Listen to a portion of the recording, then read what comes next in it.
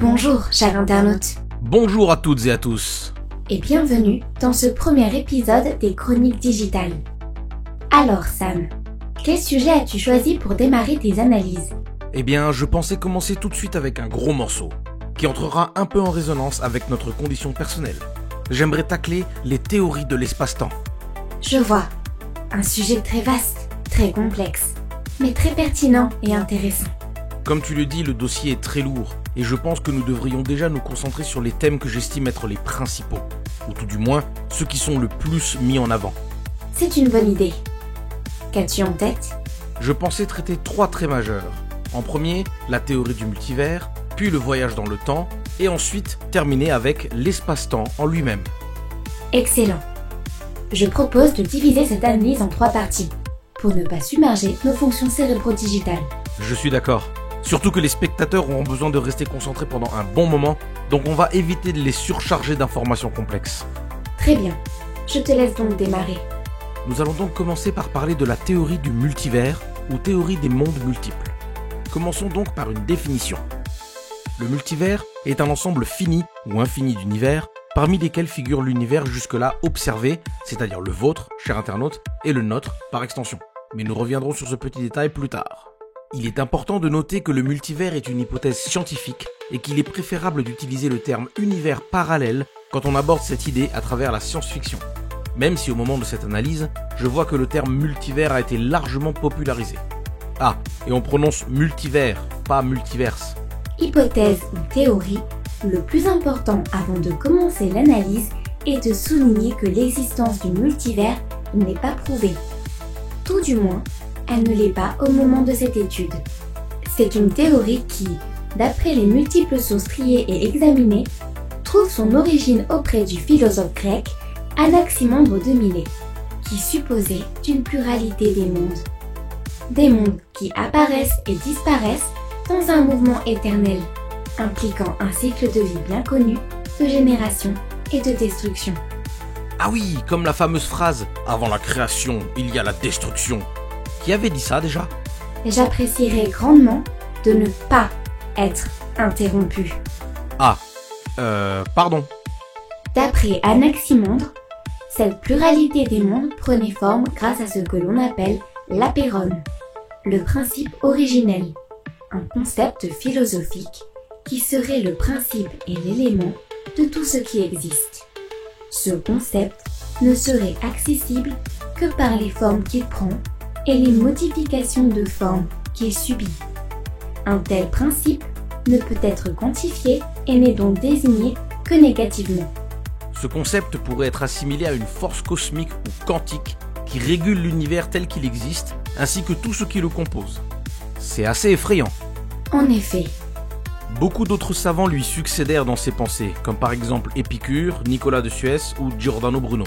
Mais cette théorie devint centrée dans la mécanique quantique dans les années 50 par le physicien Hugh Everett, qui tenta d'utiliser la théorie des mondes multiples pour résoudre le problème de la superposition des états quantiques ou tenter d'élucider le mystère de la dualité onde-corpuscule. Mais cette théorie a été beaucoup plus médiatisée vis-à-vis de l'énigme du principe anthropique, qui sous-entend que les paramètres physiques originels de l'univers ont été réglés de manière à ce que la vie puisse être possible sur au moins une planète et que cette variante change en fonction des univers. Ralentis un peu, Sam. Tu risques la surchauffe et aussi de perdre les spectateurs.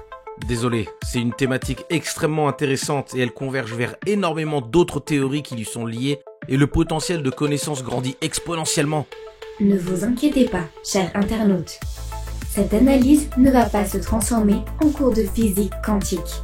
Nous allons simplement survoler les éléments importants et principaux des théories pour que vous ayez une base sur laquelle vous appuyez dans vos recherches personnelles. C'est exact, mais je pense que le meilleur moyen de vous décrire et expliquer comment fonctionne la théorie du multivers est de vous en parler à travers le genre narratif qui la popularise le plus, la science-fiction. Et figurez-vous que malgré la mise en avant de la théorie en 1957 par Everett, l'idée des mondes multiples avait déjà été introduite dans le dernier chapitre du roman Le Voyageur imprudent, écrit par René Barjavel en 1943, à travers un autre concept étroitement lié au multivers, le paradoxe du grand-père. Enfin, il me semble d'ailleurs que c'était une grand-mère dans le conte, et pas un grand-père. Je vois ici qu'un autre roman traita du multivers avant Everett, L'univers en folie, écrit par Frederick Brown, publié en 1949. Il est possible qu'Everett ait lu ces romans et en fut inspiré pour faire des recherches approfondies sur ce concept, qui se voulait en totale décadence avec la mentalité de l'époque. Je vais peut-être prendre un peu d'avance avec ma prochaine remarque, mais les comics Marvel et DC traitent abondamment du multivers.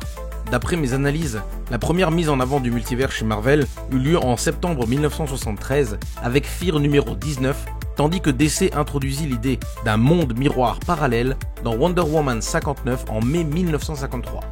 Mais les compagnies ont démarré leurs publications respectivement en 1939 et 1935. Donc nous pouvons peut-être les considérer comme les pionniers de cette idée, bien avant Everett. Il faut tout de même noter que cette notion de monde multiple dans la science-fiction n'a connu qu'un véritable essor dans les différents médias terriens que vers les années 1990. Jusque-là, cette notion était rapidement balayée et n'était pas au centre des mœurs narratifs. La notion de multivers était considérée comme une bizarrerie réservée au fandom SF, mais est devenue un pilier des œuvres grand public dans les décennies suivantes. Si vous cherchez d'autres exemples notables et anciens de mise en avant du multivers dans les romans de science-fiction, nous pouvons vous citer L'homme qui tua Mahomet d'Alfred Bester en 1959, L'arbre du temps de Damon Knight en 1963, ou encore Le trou dans le zéro de Michael Kennedy Joseph en 1967. Je vois ici qu'il existe une communauté qui tourne autour des lettres humides, dans lesquelles le multivers est nommé One One. Il désigne cette notion comme le faisceau ou l'ensemble d'univers existants, estimés en nombre infini et où chaque univers se distingue par la vitesse d'un quantum ou unité discrète d'énergie électromagnétique en son sein. En résumé, une famille de paires de cosmos de One. C'est particulier. C'est surtout très intéressant. Je propose que l'on s'attarde en détail sur le sujet ou mot plus tard. Pourquoi pas? Mais revenons à nos moutons. En dehors des romans et comics, on parle aussi du multivers dans d'autres médias, comme les mangas par exemple. Un titre que je vois revenir souvent est Tsubasa Reservoir Chronicles par Clan, où les héros voyagent dans divers univers pour accomplir leur quête. Il y a aussi Higurashi no Naku Colony, Quand les cigales pleurent, scénarisé par Ryokishi07 et édité par Seventh Expansion. Mais ce sound novel traite plus du voyage dans le temps que du multivers. Mais comme vous pourrez le constater dans cette analyse, les deux théories sont comme les deux faces d'une pièce. En ce qui concerne le cinéma, on peut prendre en exemple le film The One, réalisé par James Wong et sorti en 2001, qui est centré autour du multivers et de la chasse aux variants. On peut bien évidemment citer le Marvel Cinematic Universe, dérivé des comics éponymes, ou encore Everything Everywhere All at Once de Dan Kwan et Daniel Scheinert, sorti en 2022. Les séries ne sont pas en reste, avec comme exemple Sliders, Fringe, Doctor Who, Stargate ou encore Charlie Jade. Il est devenu pratique courante de créer des verses.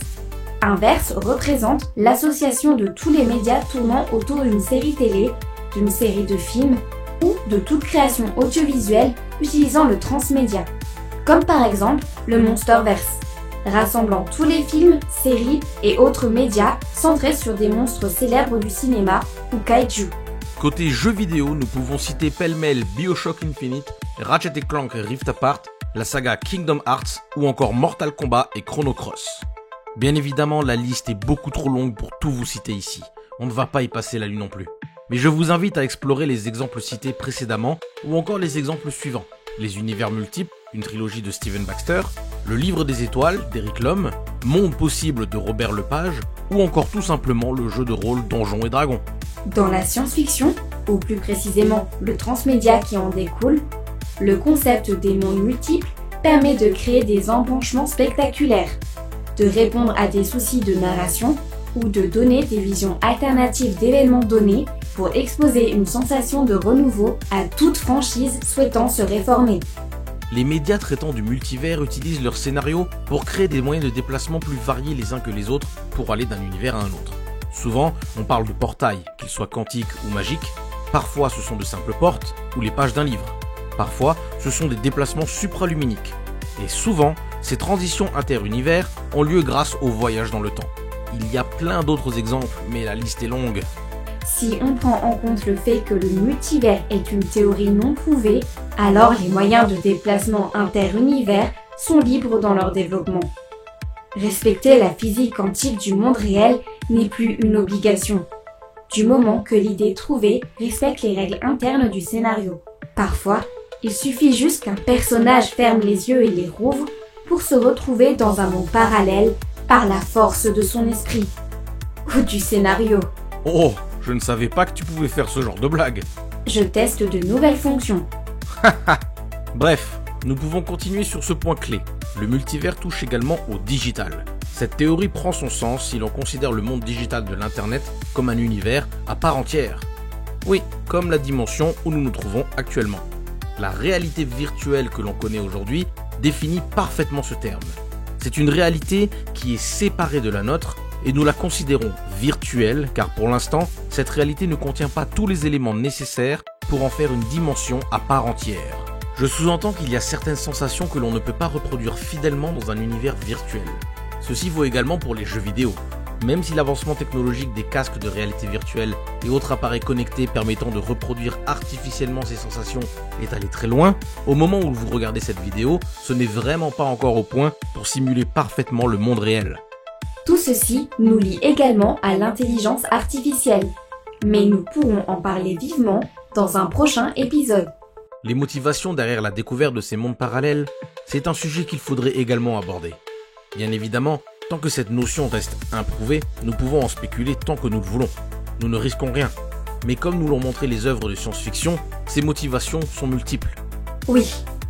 Je suppose que l'esprit humain se tournera d'abord vers la curiosité.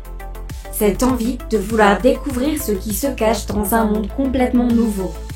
Beaucoup auront peur, d'autres auront des idées un peu plus néfastes. Mais telle est la psyché humaine.